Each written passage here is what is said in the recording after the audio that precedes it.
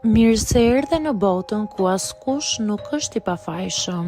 Sekrete shqiptare, vendi ku rrëfimet më të thella, më të ndaluara dhe më të pathëna të shqiptarëve marrin zë. Na bëni subscribe për histori të ndryshme.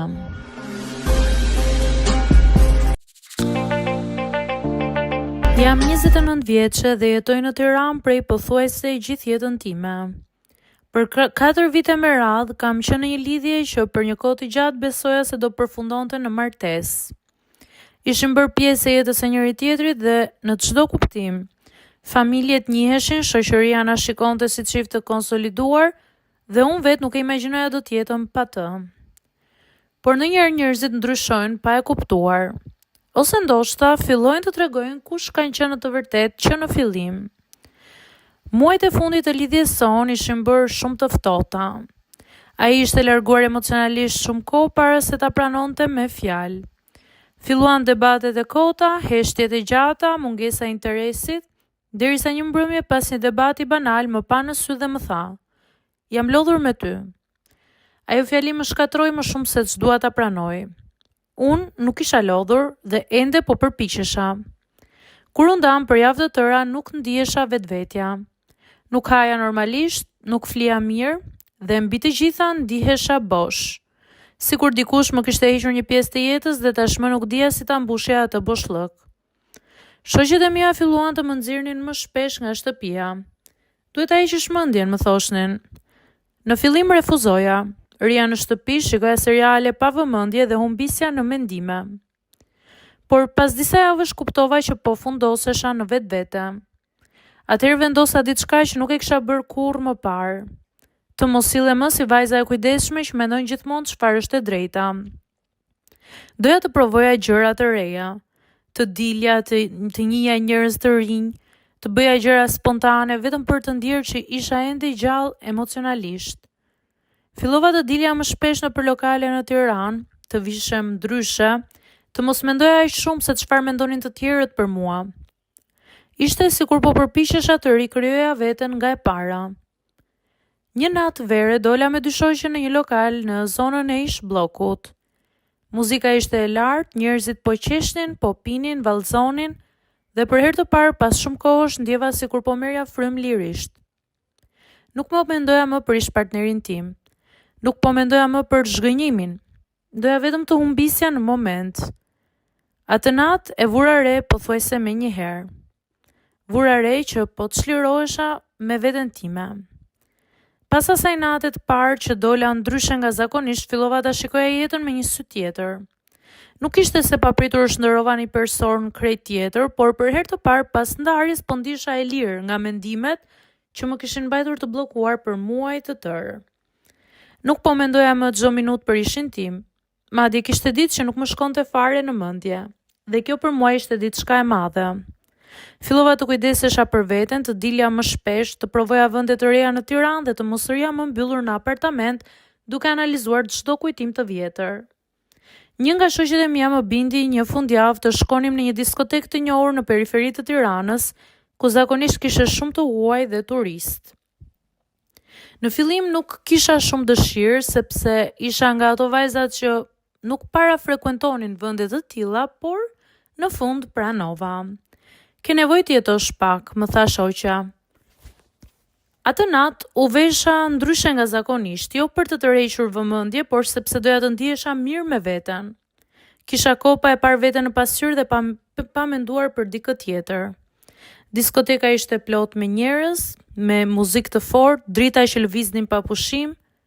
Në fillim u ndjeva pak jashtë të ritmit, por pas disa minutash fillova të lirohem plotësisht.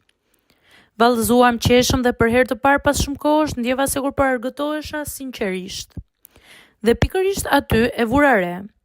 Një djalë rreth të 35-ave, shumë i gjatë, me një prezencë që binte në sy. Nuk ishte vetëm pamja fizike, ishte mënyra si lëvizte me vetbesim dhe qetësia që kishte mes gjithë asaj zhurme. Për disa herë sytë tan u kryqëzuan.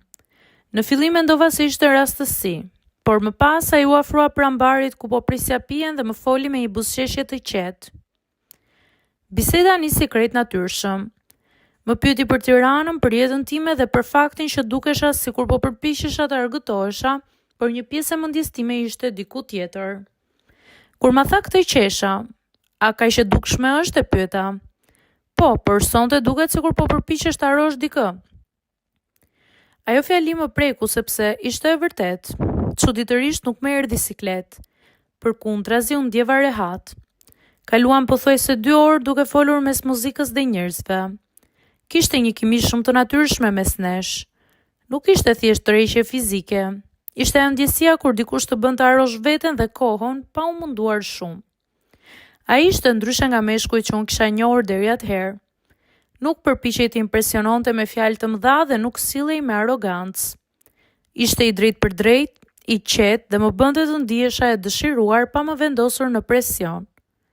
Kur dolëm jashtë për pak ajër, Tirana ishte ende plot lëvizje, edhe pse ora kishte kaluar mesnatën. Rinim pranë makinave të parkuara duke folur dhe duke qeshur sikur njiheshim prej kohësh. Në një moment ai më pa drejt në sy dhe më tha: "Më pëlqen shumë energjia jote, edhe pse duket sikur ke kaluar diçka që të ka lënduar thellë." Nuk e di pse, por ato fjalë më zbutën menjëherë. Për herë të parë dikush po më shikonte përtej buzëqeshjes së shtirur që kisha mbajtur prej muajsh. Kur më pyeti nëse doja të vazhdonim natën diku më qetë, nuk mendova gjatë. Një pjesë e imja e dinte që po dilja jashtë versionit të zakonshëm të vetes time. Por pikërisht këtë doja edhe unë, të mos isha më vajza që mendonte gjithmonë pasojat para se të jetonte momentin.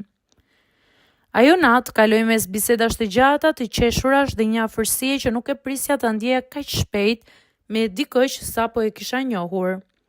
Dhe kur u zgjova të nesërmen pranë tij, për herë të parë pas shumë muajsh nuk ndjeva boshllëk. Përkundrazi ndjeva veten të qetë, të dëshiruar, të lumtur, por ajo që nuk dija ende ishte se ai takim nuk do të mbetej thjesht një natë spontane në Tiranë. Pas asaj nate, mendova se gjithçka do të mbetej një aventurë. Një nga ato historitë që ndodhin kur je emocionalisht e lënduar dhe përpiqesh të harrosh dikë tjetër. Por gabova. Ditët që pasua nuk po arria dot ta hiqja nga mendja. Nuk ishte vetëm fakti që isha ndjer mirë me të. Ishte mënyra si më kishte bërë të ndihesha për veten time. Pas muajsh të tërë, ku ndihesha e refuzuar dhe e pavlerësuar nga ndarja ime, ai më kishte rikthyer një lloj vetbesimi që mendoja se unë e kisha humbur. 2 ditë më vonë më shkruajti. Një mesazh i thjesht, po mendoj për ty. Çuditërisht, buzëqesha sapo e lexova. Filluam të flasim çdo ditë, fillimisht mesazhe të shkurtra, pastaj telefonata të gjata natën. Më tregoi për jetën e tij, për punën, për udhëtimet, për faktin që prej disa vitesh lëvizte shpesh nga një vend në tjetrin me projekte të ndryshme. Ndërsa unë fillova të tregoja gjëra që nuk kisha ndarë me askënd prej kohësh. Për lidhjen time të dështuar, mënyrën se si isha përhumbur emocionalisht, faktin që për një kohë gjatë kisha jetuar vetëm sipas pritshmërive të tjerëve. Gjithashtu, duhet përmendur faktin, të njëjtën kohë filluan paragjykime duke qenë se djali ishte e ngjyrës së zezë. Por ai mesazh që nisi aq thjesht u kthye në një lidhje të konsoliduar dhe që prej asaj dite ne nuk kemi ndarë kurrë deri ditën që po flas sot.